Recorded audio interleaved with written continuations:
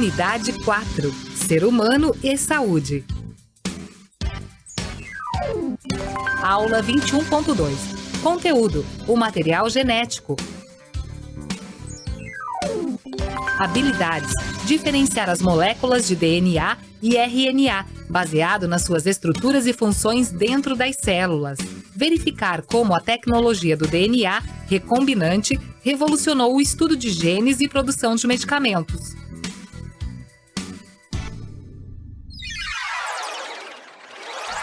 Olá, boa tarde a todos, queridos alunos e queridos professores. Vamos continuar nossa aula de ciências e a gente vai falar um pouco mais sobre o material genético. Então, a gente viu que o material genético ele fica nas células eucariontes, fica guardadinho ali na carioteca, né, formando o núcleo.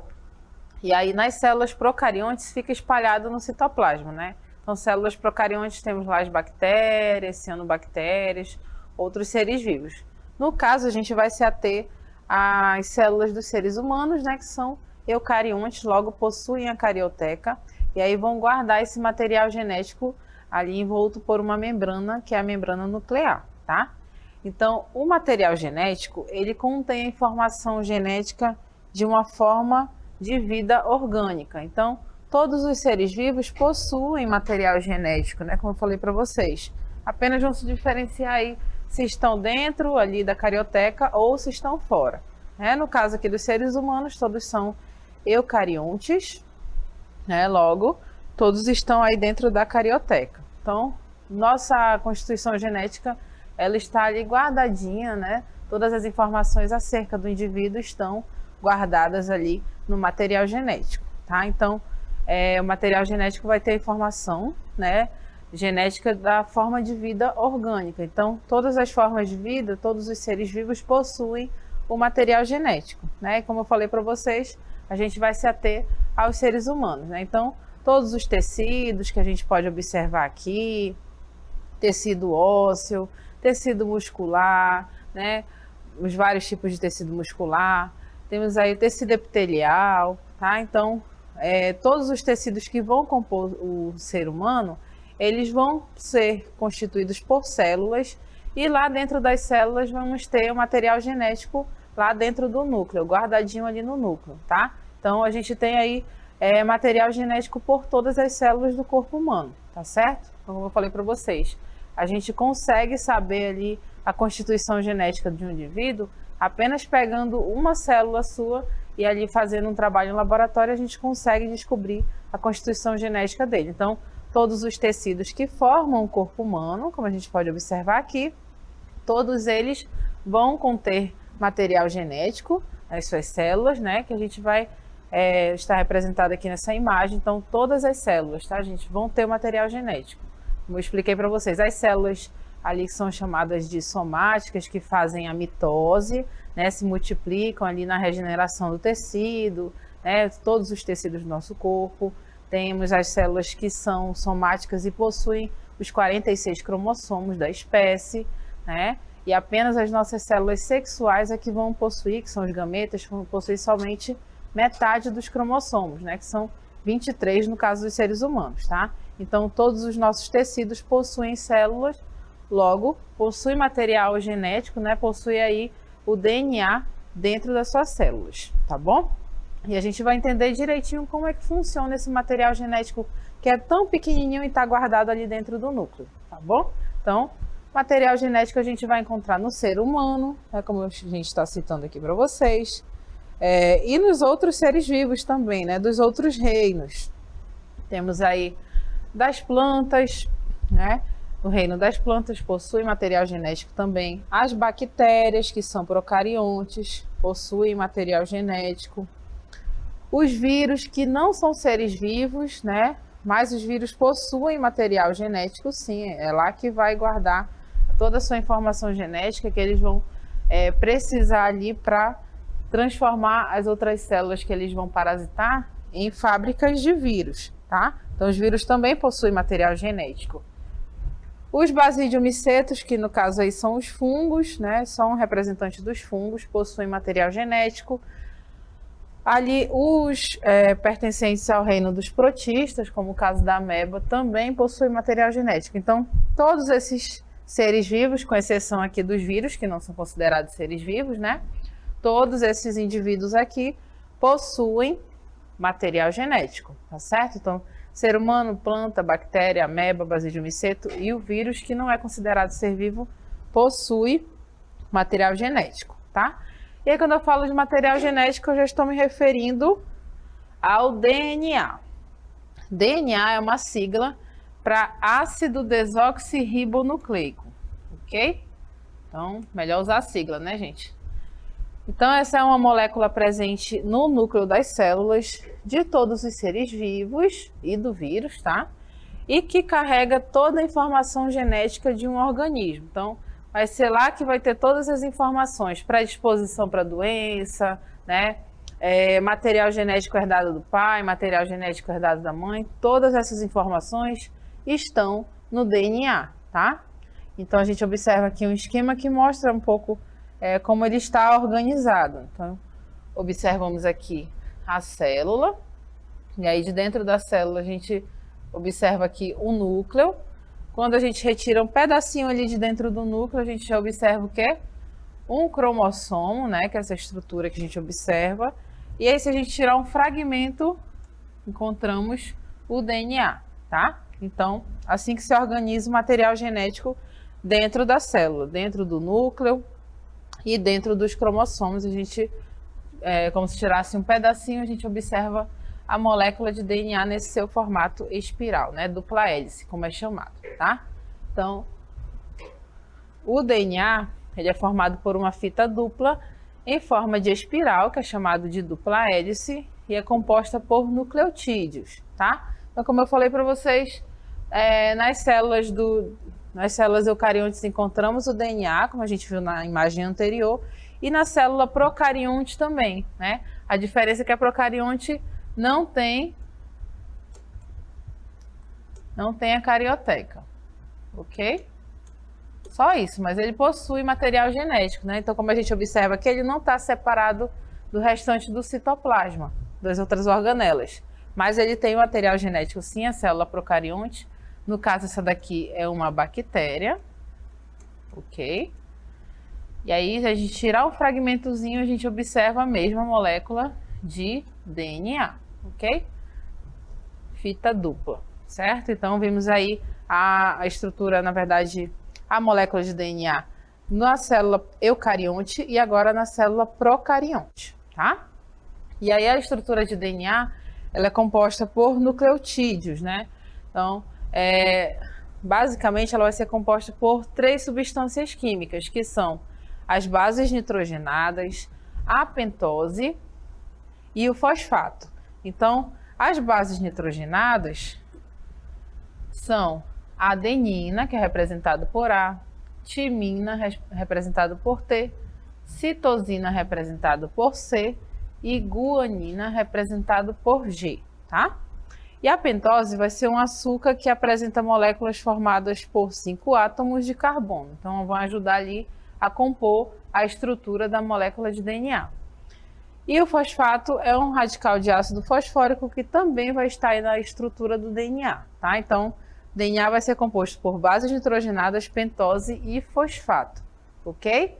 Então, essa é a base aí, na verdade, a estrutura do DNA. E a gente pode observar aqui nessa imagem como é que ela é apresentada, né? A gente observa ali os cromossomos dentro do núcleo celular.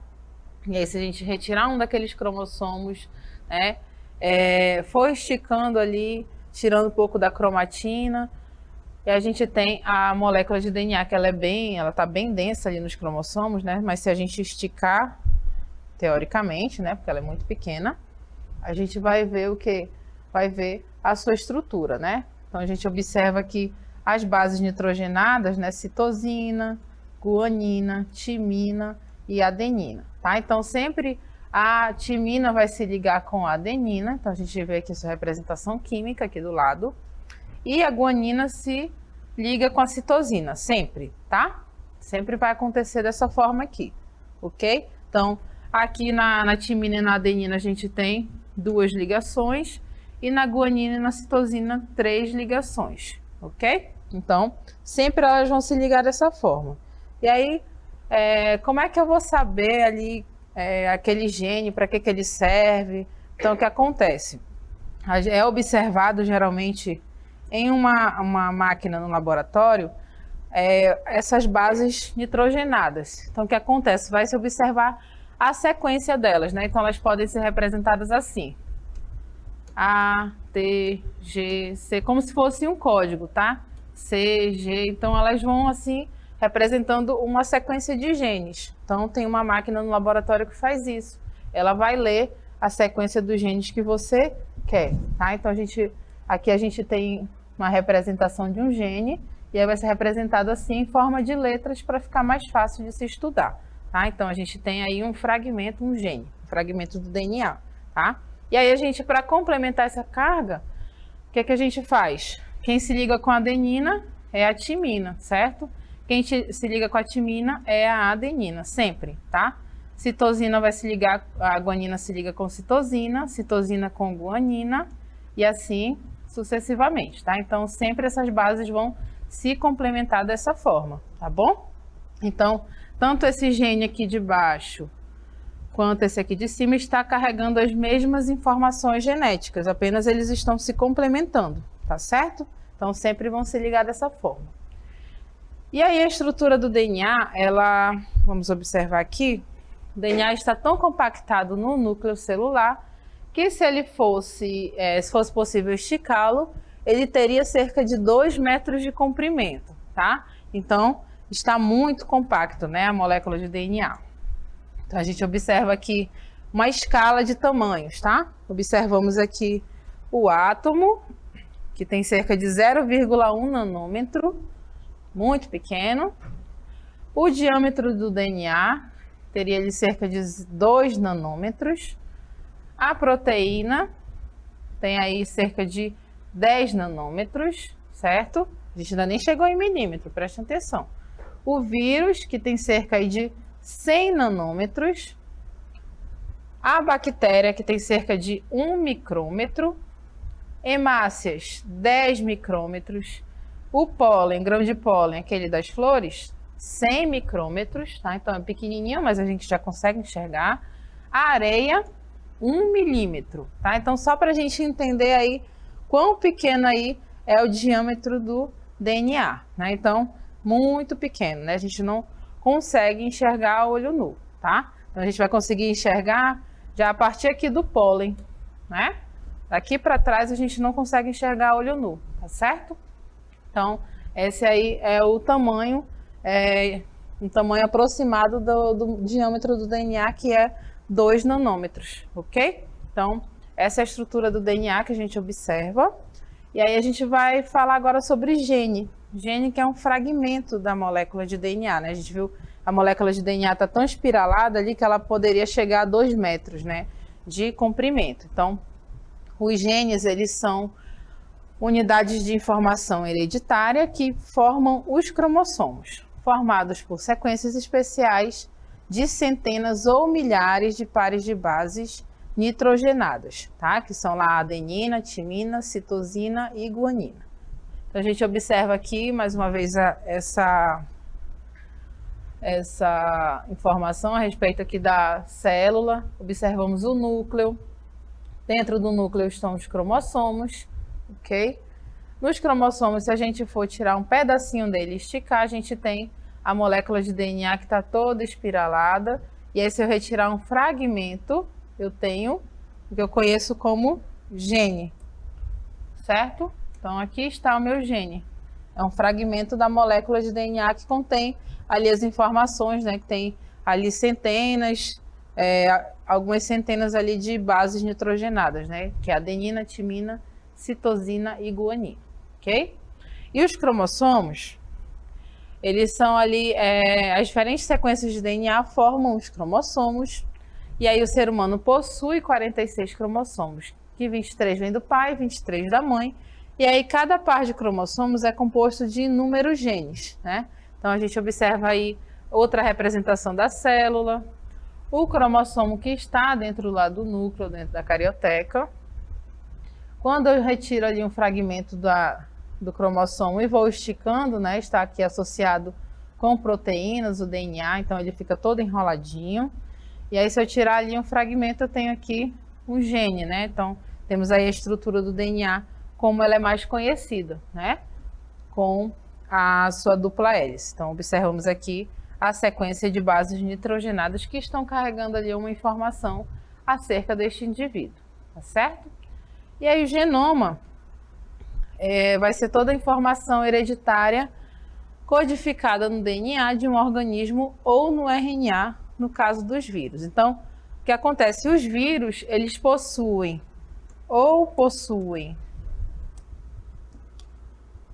o DNA, ok? Ou ainda eles podem possuir o RNA, que é uma molécula que a gente vai estudar já já, ali na nossa próxima aula. Então, o vírus ele vai possuir ou DNA ou RNA, nunca vai possuir os dois, tá? Então, no genoma, ele vai ser o conjunto de todos os genes de uma determinada espécie, tá? Então, a gente tem aqui, representando para vocês, algumas espécies, só para a gente ver a quantidade de cromossomos que cada uma delas possui, né? Então, vamos citar algumas como a drosófila, que é a mosca, possui 8 cromossomos, minhoca possui 32, ser humano 46 cromossomos, macaco 48, temos aqui a carpa, né, que é aquele peixe, possui 104 cromossomos, e a samambaia 1.200 cromossomos. Então, o número de cromossomos não vai determinar ali o nível de evolução dos seres vivos, nada disso. Apenas eles possuem muitos cromossomos, né? A gente viu lá, a samambaia tem 1.200 cromossomos e o ser humano só tem 46, tá? Então, quantidade não quer dizer qualidade. Vamos continuar a nossa aula falando sobre o material genético. E agora a gente vai ver uma outra molécula que é o RNA, né? O RNA significa ácido ribonucleico. Então, ele é uma molécula responsável pela síntese de proteínas das células do corpo. Então, sua principal função é a produção de proteínas mesmo, tá, gente? Então, ele é uma molécula, até pelo nome, é bem parecido aí com o DNA, então, ele vai ser como se fosse ali um auxiliar do DNA, né? O DNA é aquela molécula grande, né, que vai fazer ali a composição dos cromossomos. E aí, o que vai acontecer? O RNA vai lá, copia uma pequena parte do DNA, leva essa pequena parte que ele copiou ali daqueles genes, leva para o citoplasma. A gente pode observar aqui na imagem, tá? Então,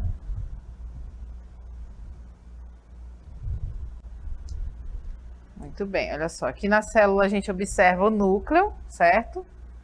E aí, o núcleo, dentro do núcleo a gente observa a molécula de DNA, ok? Aqui, representada. E aí o que acontece? No momento da transcrição, que a gente chama, o RNA, que é essa molécula, que é o ácido ribonucleico, ele vai copiar as informações, faz uma cópia das informações aqui do DNA, ok? Então, essas informações aqui vão resultar na proteína, certo? E aí, o que acontece? O RNA, que é chamado de RNA mensageiro, ele vai levar essa informação, né? Como o próprio nome diz, ele é mensageiro, leva essa informação para fora do núcleo, então ele sai do núcleo. Olha aqui o RNA mensageiro novamente. Ele tem aquelas informações copiadas lá do DNA, né? E aí ele começa a unir as cadeias aqui de aminoácidos. Então, são essas bolinhas aqui que vocês podem observar. Então, vários aminoácidos juntos, são pequenas partes de proteínas, ok? Então, essas bolinhas que a gente vê aí, olha, a professora errou a conta aqui. Essas bolinhas que vocês estão vendo aí representam os aminoácidos, tá? Então, vários aminoácidos juntos formam como resultado a proteína. Então, a função do RNA basicamente é a síntese de proteínas. E, professora, para que precisa de tanta proteína assim no corpo? Precisa sim, tá? Precisa ali para compor as paredes celulares, as membranas, né, das células, são os hormônios, são as enzimas, então proteína é tudo isso.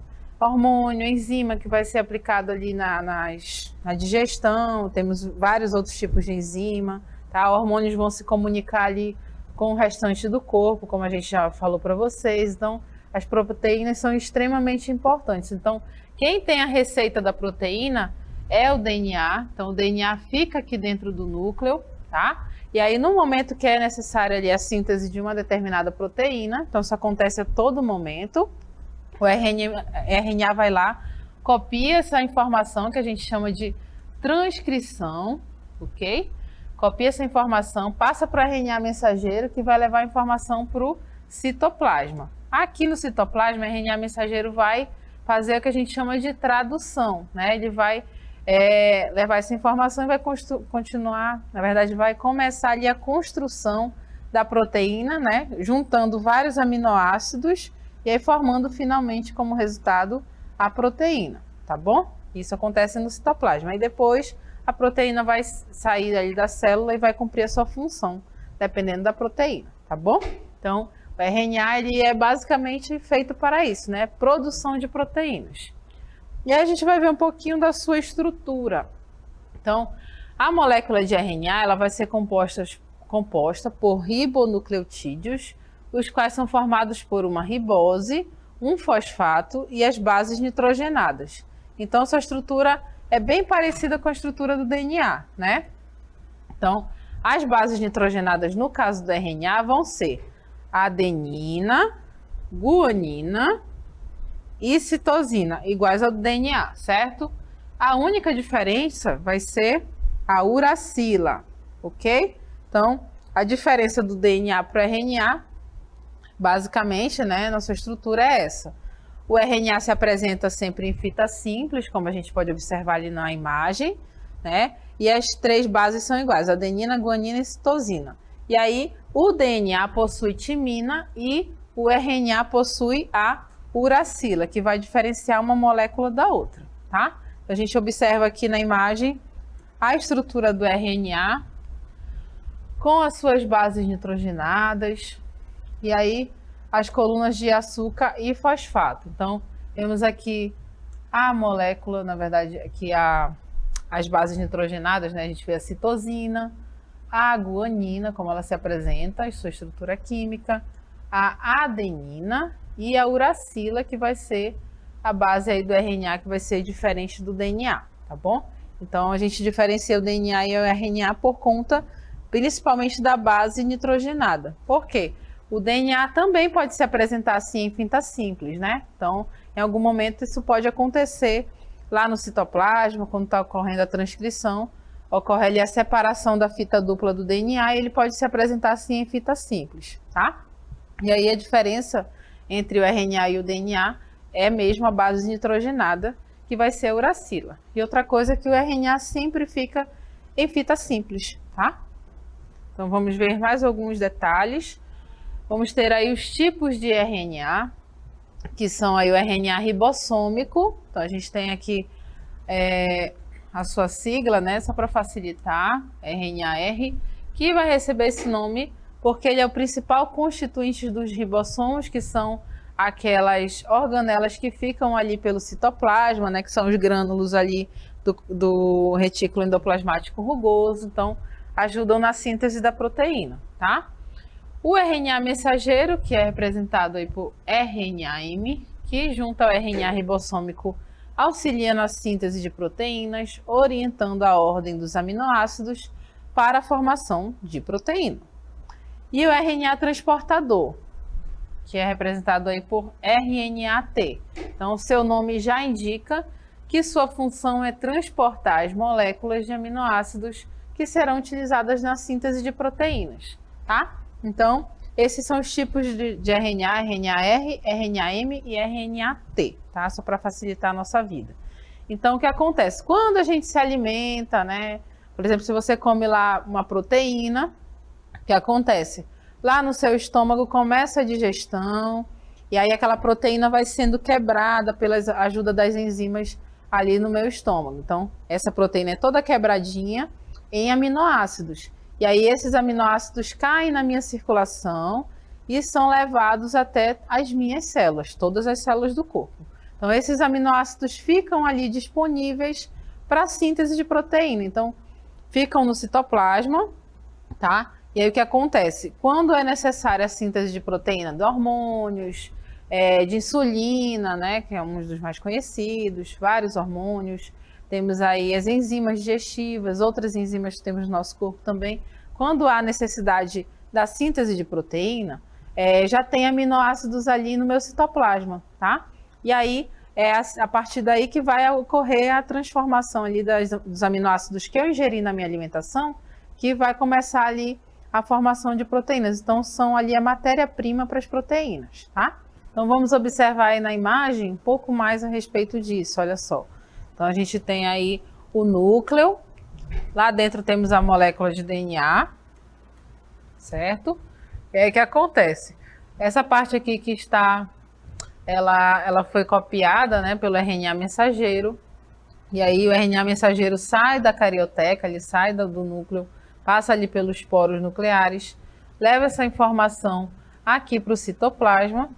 No citoplasma a gente vê o RNA ribossômico, né, aqui no ribossomo, onde vão chegar o RNA transportador que vão trazer os aminoácidos que estão ali no citoplasma da célula, tá?